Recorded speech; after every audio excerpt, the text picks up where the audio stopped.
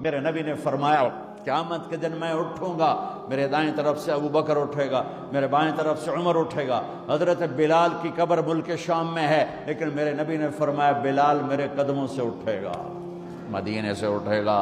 ہاں ہائے ہائے، اب نے کہا لوگ پیدل چلیں گے، میں براق پہ چلوں گا، بلال میرے آگے سرخ اونٹنی پہ سوار چلے گا۔ جب میدان معاشر میں پہنچیں گے تو بلال اونٹنی پہ کھڑے ہو کے کانوں میں انگلیاں دے کے اذان دے گا۔